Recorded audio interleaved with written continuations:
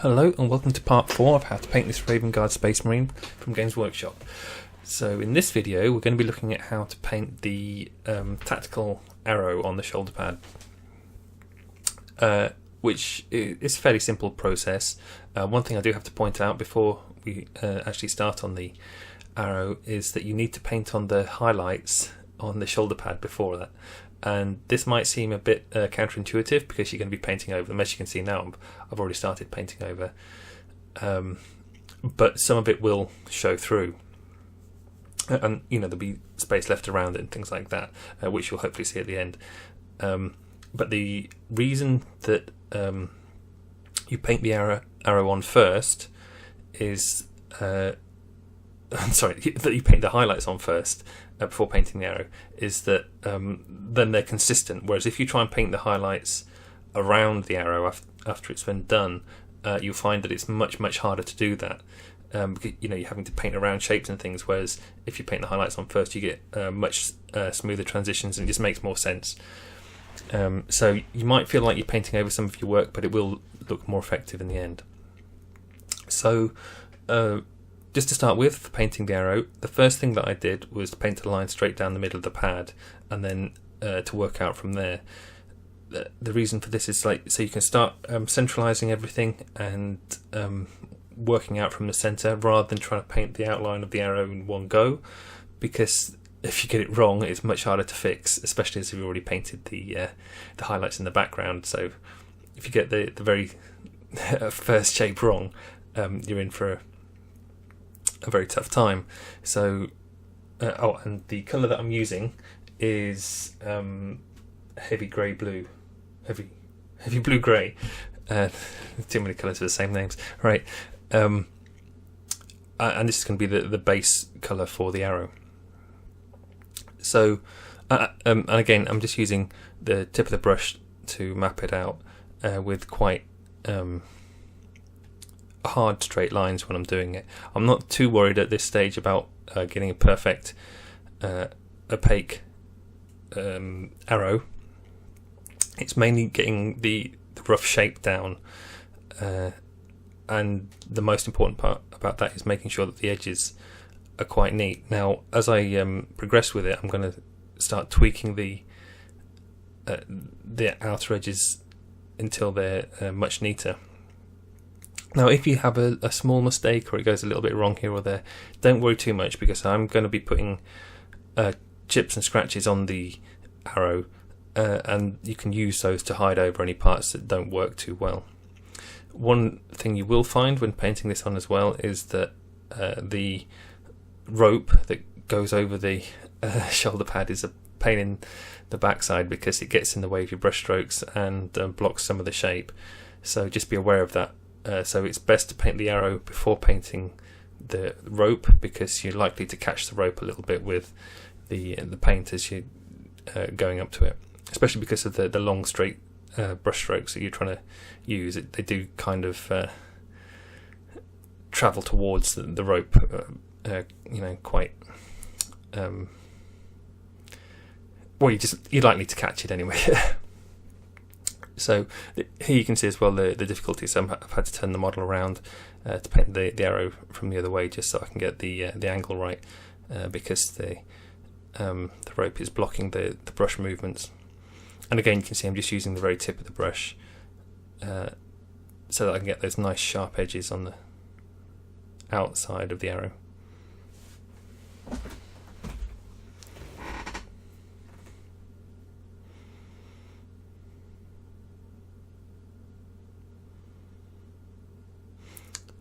So you can see on the wet palette as well, there are quite a few paints. Again, we're not using most of them. You can already tell looking at it that they've started to dry out a bit, that they've been used for the armour as well. So there are only 2 colours, I think, on the wet palette that I'm going to be using for this, and that's the white and the pale grey blue. You can see here how I'm just stretching out the width of the triangular part of the arrow now. So that kind of echoes back to what I was saying about working from the centre outwards, because I started to paint the arrow, and then looking at it, I decided that actually it could fill the space a bit better, because I'd already worked out from the centre where the centre point is. It's easy to work outwards from there, rather than if I tried to paint the whole shape and then be off by a little area, then you have to make the whole thing bigger to shift it along, and it means, well, this just makes it much easier anyway. So, and it's something that I do for a lot of freehand, is work from the centre outwards. Like if I'm painting a freehand skull or whatever, if you start in the middle and then kind of push the paint out to the edges and all the way around to form the shape, you'll have a much easier time for getting the skull in the correct position to start with.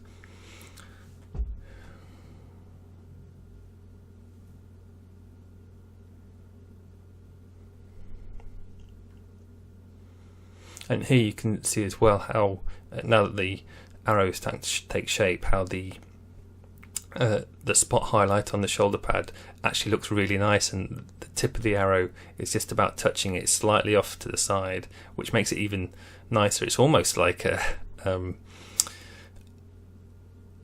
sun coming from behind it, or something like that. But of course, the highlight is supposed to be on top of the arrow, so as the painting progresses, the top of the arrow will be painted to pure white to show that it's highlighted.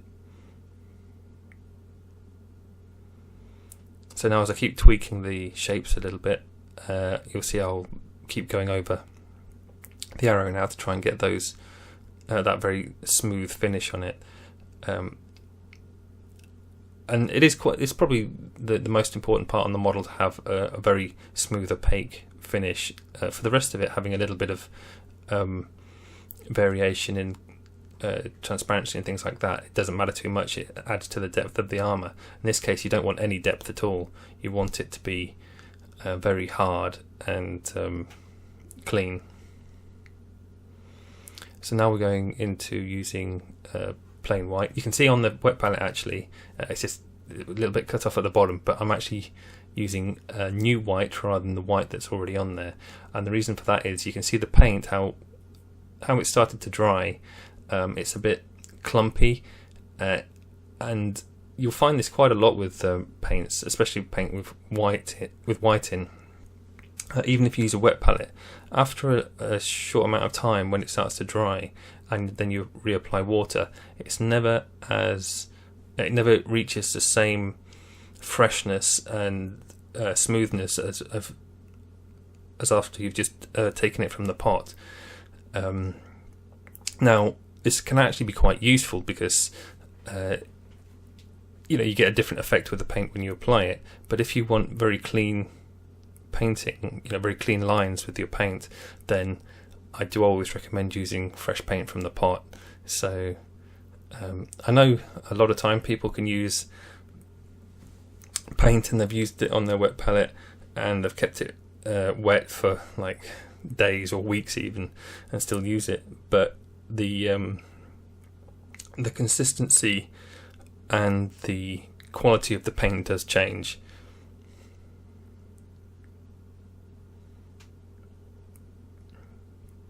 Now, when painting the white on as well, you have to be very, very careful. So you're going to run into a few problems. For a start off, white is always a tricky colour.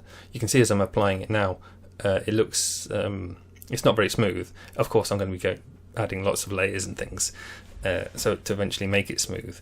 But so first problem is with the brush strokes that you make, you have to be careful not to go over the edges of the the heavy blue-grey arrow that you've already painted, and because the white is a stronger high contrast paint, it'll be even harder to get rid of.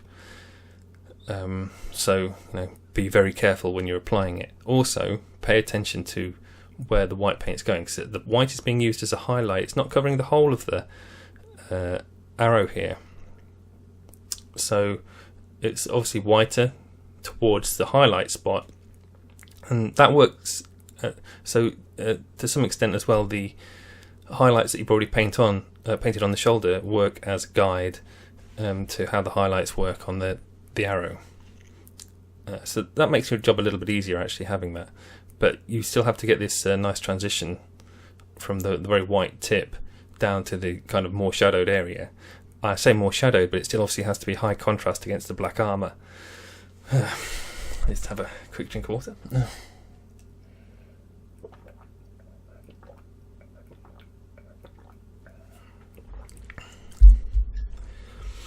So you can see here how I'm because I'm only using these two colours, the heavy blue grey and the white. I'm blending them together using lots and lots of very small marks. Now you might find that it's too big a tonal step between the heavy blue grey. Every time I pause, I'm having to look at the pot to remember the name, because there's different versions of pale blue grey and grey blue and all sorts. So that's why I keep getting the name wrong. So, but anyway, there may be a big tonal. It might be a big tonal jump for you between these two colours. So don't be afraid to mix up 3, 4, 5, whatever number of stages you need to make a smooth transition. So it could be that, because you do have to do these kind of small marks to help blend it properly, just so that because you're limited by the amount of space for the brush strokes that you can use, because you don't want to go over the edge. So care is what's needed. But I'm trying to blend them just using very small marks, and also not washing the paintbrush in between, dipping between the two colours. So again, it mixes on the paintbrush and on the model as you're applying it. But I will be doing some glazes over the top of this as well. And as I mentioned, the chipping will help to hide any faults in the blending. So I've spent a little bit longer doing the blending between the two things, but now I'm actually going to glaze over the top of it. So I'm actually using the white. It's P3 Morrow white, and this is quite an important part as well. For the glazing, glaze up towards the highlight. So I'm using white, so it's a highlight colour. If you're highlighting with a glaze, you glaze towards the highlight. If you're shading with a glaze, you glaze towards the shadow. Now, it might seem obvious, but it's because, again, when the paintbrush is lifted off the model, and also the focus, just the technique of pushing the bristles towards the highlight pushes the paint in that direction. And so as you remove the bristles from the model, there's a stronger concentration of paint at that point. So it makes sense to push towards the highlight, because you're actually making the highlight stronger at that point. Having said that, if you continually do that motion and you get too strong, like the contrast gets too strong at the highest point too quickly compared to the rest of the model, you might have to do like a few cross-hatching type marks and things like that. So always pay attention to the marks you're making. Don't just take it for granted that you have to do that, but generally you always paint towards the highlight. You glaze a highlight towards the highest point, and you glaze a shadow towards the darkest point. You can see that in the video there. You can see already that it's looking a lot smoother just by having these few glazes on.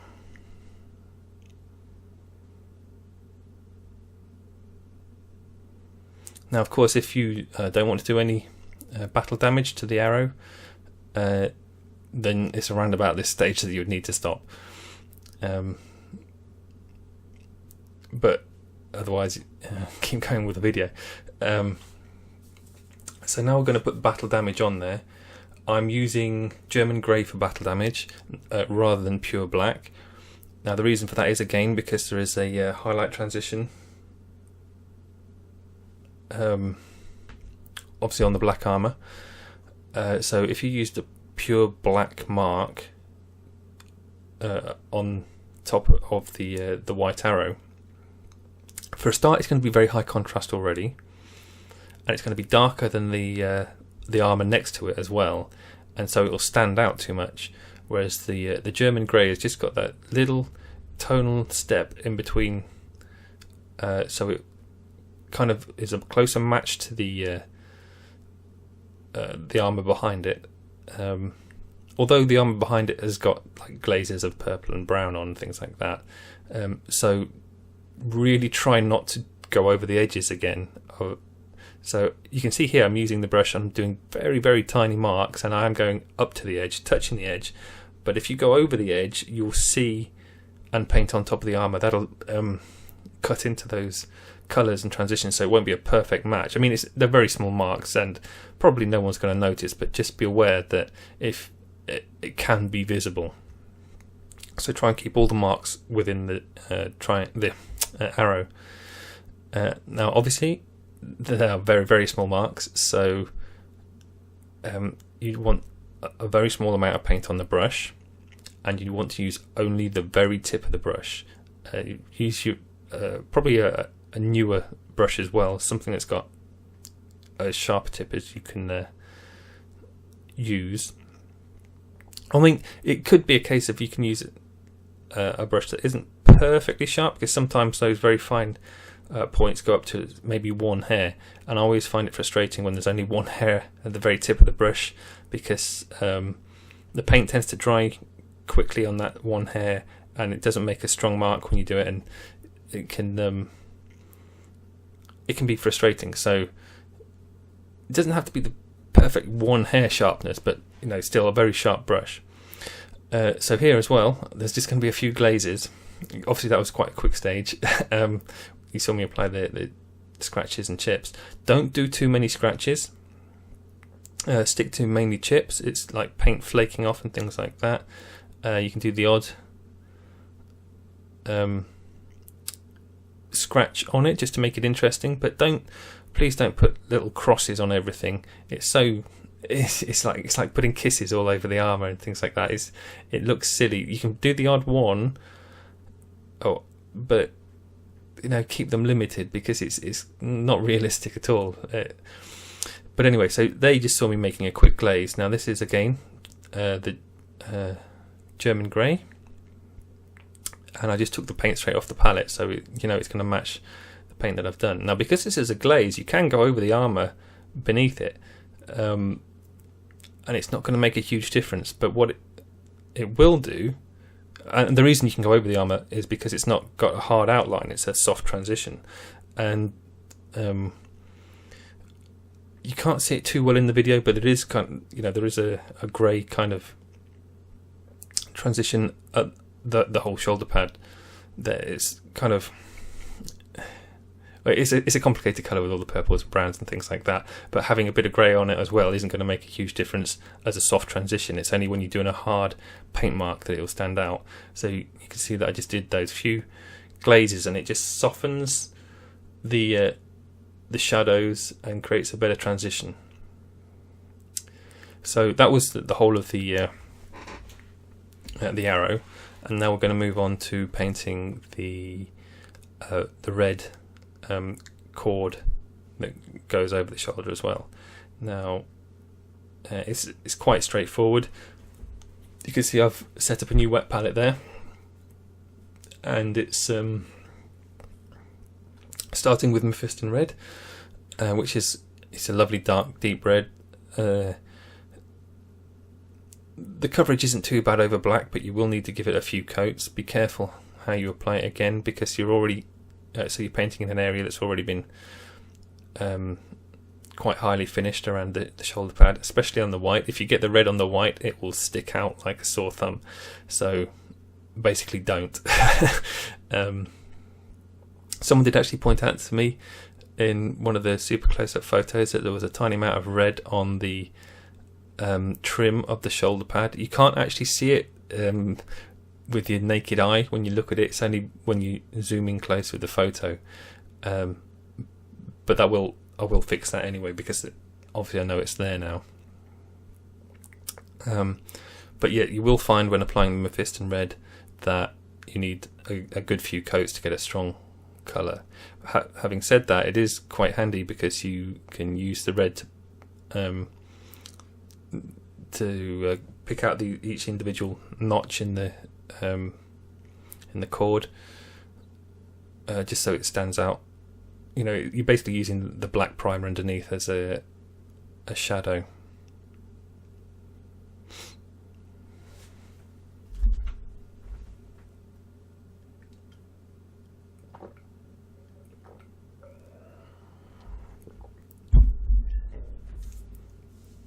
Don't forget to look at the underside of the cord as well. It's easy to miss. I always try and look at the model from different angles and things. You always paint it to try and look good from a slightly top-down perspective, because that's how you look at the model. I mean, you don't hold models upside down, because that would be silly, but you can change the angle a little bit so you look at them straight on and things like that. And if you've just painted it looking at it top down, you might find that you've missed sections and it looks unfinished. So do make an effort to look around the model, and of course if an area is hard to reach with your paintbrush, turn it upside down to paint it, but don't get into the habit of painting things from the wrong angle, because what you find is that they look wrong again when you turn them the right way around. I know that sounds strange, but because of the way paintbrushes, the way the paint works, and you know, the brush marks and things like that, and how they catch the light, it can make a big difference if you painted something upside down for when you turn it the right way around again.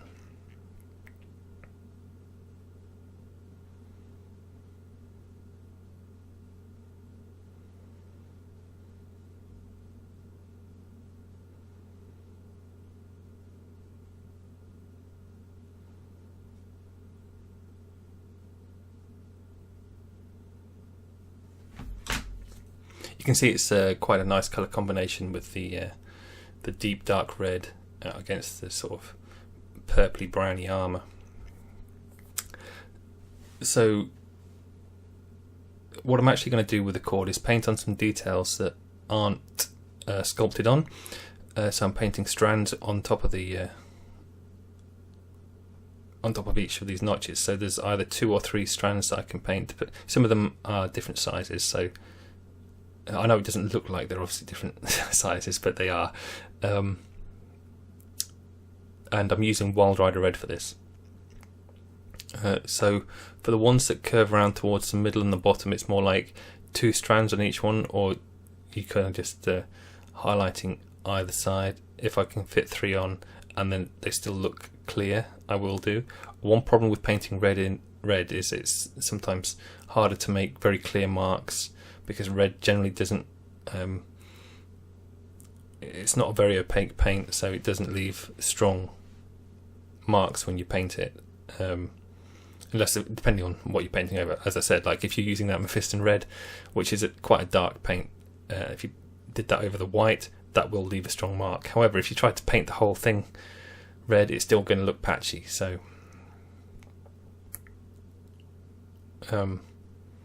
yeah, red is can be tricky to paint because it doesn't leave strong distinct marks.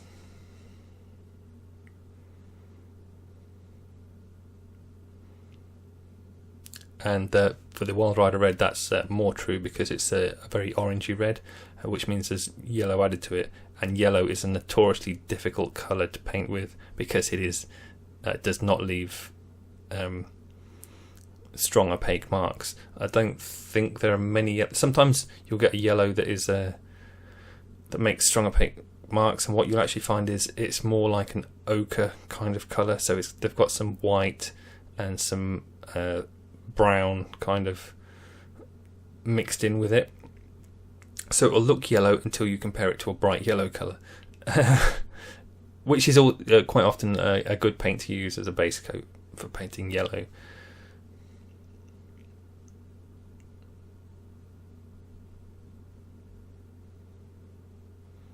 So here again, I'm turning the model upside down so I can carry on the lines that I've started on the upside.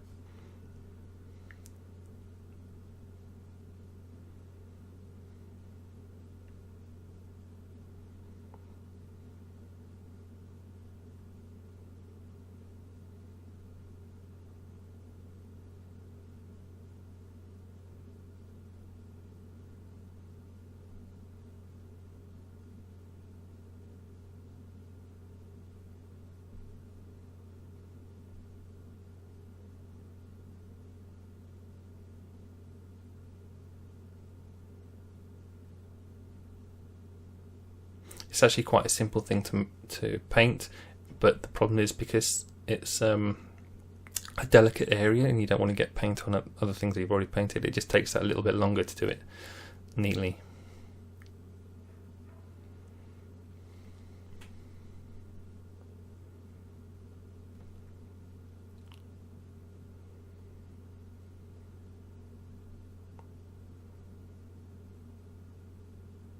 So here I'm just going to add some final highlights to the tips of the orange. This is Fire Dragon Bright.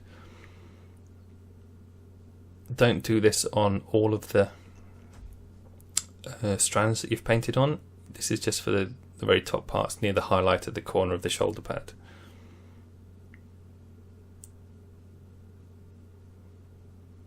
That just keeps the highlights consistent over the whole model.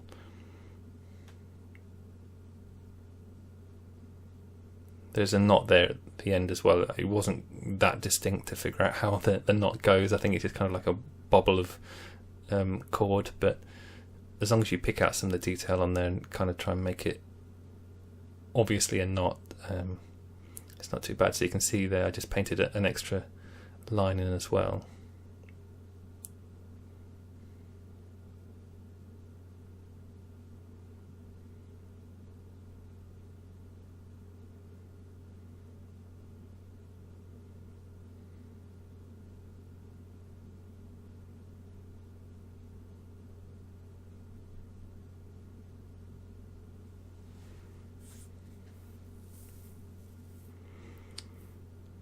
And finally just some Cadian flesh tone actually.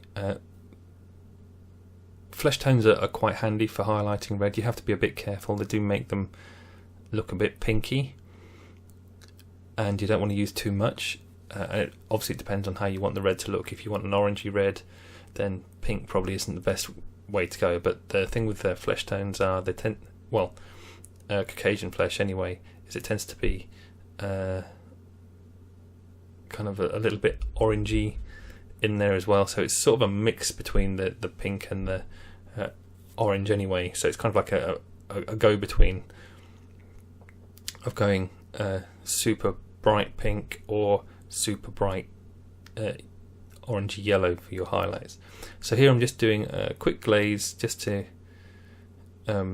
tidy up the rope a bit. It's Abdon Black that I'm using for the glaze.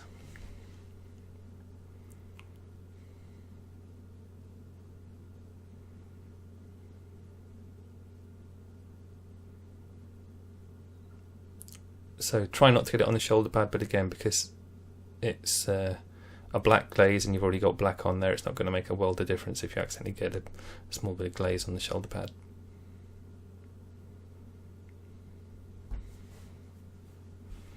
And there's a close-up shot of the finished thing, so you can see all the highlights and marks properly. That's the end of the video. I hope you enjoyed it. Thank you very much for watching.